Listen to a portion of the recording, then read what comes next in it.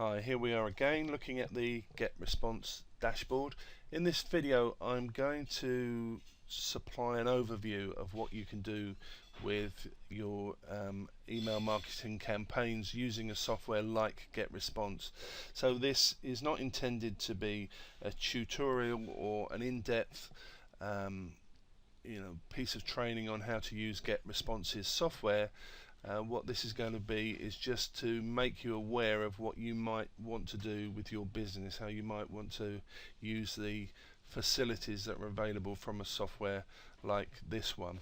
So here we go then. So contacts, well, that speaks for itself really. You gather emails from your landing page or some page on your website, and they go into a list of contacts, and from here you can look at that list, and look, you can see I've got 2 contacts on this, and they're both me at the moment because this is just a test list. So from here, add contacts, you can do that manually, or you can import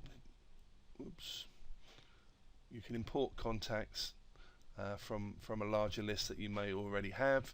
You can add custom fields to your database, and here this one, list hygiene, this is a place where you can unsubscribe people from your database for whatever reason, or you can blacklist certain email addresses.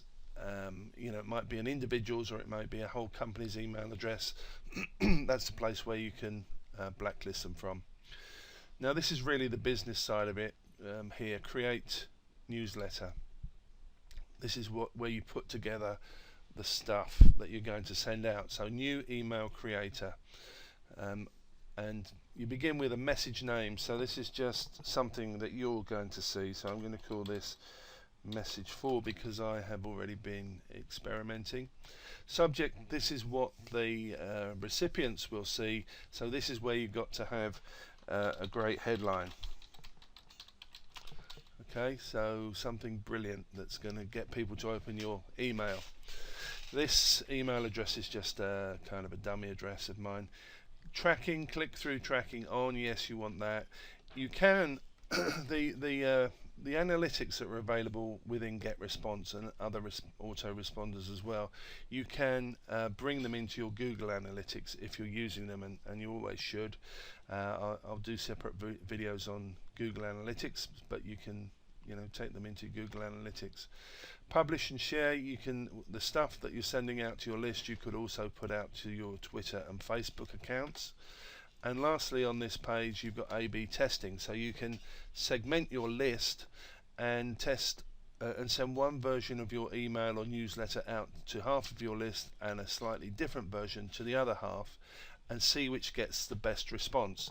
People who are marketing professionals always want to do as much split testing as possible because it's obviously most efficient and most cost effective to do that. So I've given it a title and a headline, so we say next step. And here we come into the newsletter creation type area, and as you can see you've got lots of if you're going to send something that looks like a newsletter, as we see here, you've got lots of categories to choose from where you've got pre-made templates. So if we go for e-commerce and internet marketing, so somebody like me might choose one of these. Let's pick one that looks reasonable. There we are, clicked on it, and this is what we get. Well, I can click on any of these boxes, as you might imagine, and edit them, get rid of the pictures, change the text, do whatever I want, and then I could save that as my own version of a template. Okay, so you can have some consistency with the newsletters that you're sending out. So then at the bottom right corner I click on next step if I'm happy with what I've prepared there, and here it says choose campaign. So who do I want to send this email out? Well, I'll send it out to everybody on my list, and then I'll go to next step. It gives me a summary, tells me what my headline is, gives me the name of the template and so on, tells me I'm sending it out to just 2 people. and then I can either send immediately or schedule it to go out. So I'll click on schedule in this case, and there we are, delivery date and time. I can put a date in there. Time travel, that sounds interesting. I'll cancel that one and I'll just send.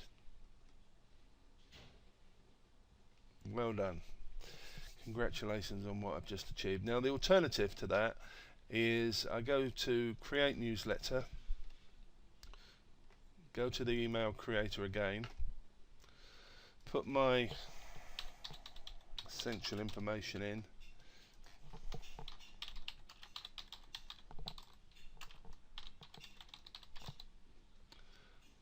and say next step, and instead of choosing one of those templates, and templates, I don't know if I mentioned this the first time around, but templates and HTML based stuff can annoy some people. Some people like to think that you're sending minimal amounts of information across the internet and they don't want anything that's too attractive looking like this stuff, and they prefer plain text. And a lot of people will tell you plain text can be very effective as well. So if I click on plain text, what we see here is an area to put my plain text in. But you may remember that in a previous email I told you that it's a smart thing to keep the width of your emails narrow, and so you see here recommended width. It's telling you you don't want to go out much beyond this line, otherwise you can do it, there's nothing to stop you from doing it, but it's a turn off. So so you don't want to go out there beyond that line. But some people will say even that's too wide, and you might want to put line returns in, say at this width. It's up to you, but it's considered smart practice to keep things narrow. So, and again, I can, it's this test message, send test. Well, I can just send this test message to myself if I want, or I can go on to the next step, which, as before, is choosing which part of my list to send to. Okay, so nothing different there that we didn't see the first time round, but what I hope I've shown you is you can send plain text, or select a pre-made template, or take a pre-made template and make it your own by changing the design. Now the next interesting thing is statistics. So let's have a look at that. Now, of course, because I've only actually sent one email, I haven't got a great deal in the way of statistics. I'll show you something else in a second, but this is what the statistics can tell you. It tells me how many emails I've sent, which is to everybody on my list, only a 2-person list. How many got opened? I opened one of them earlier. So how many got clicked on? So if you put links within your list to send people to a website, your website or somebody else's, it's capable of tracking how many people went into those emails and clicked on the links. Furthermore, you can set things up so that if somebody clicked on the links to a website and then clicked through and bought something, for instance, or signed up to somebody else's email list and ended up on the thank you page, it's capable of tracking those goals. So what you could know from this, what you could learn from this, you could send out 10,000 emails, discover that 2,000 only were opened. Of the 2,000, 300 people clicked on the links that were in the emails, and of the 300 that clicked on the links, 10 people bought something. So you now know what your success rate with that particular email is, and then you might change it for a slightly different version of the email, and as a split test, and then see what the results are with that. Bounced means they never arrived. Complaints is, as I mentioned in a previous email, even though you've got people doubly opted in, there's always a percentage of people that complain that they've been spammed. Let's have a look at, actually you can click on these and get graphs. If I just double click on that, there's a graph showing my one person opening. Let's have a look at this one. Oh, you don't have any clicks. No, of course I don't. Let's have a look at this total one. See, here's a graph. Total sent. I've got something else I can show.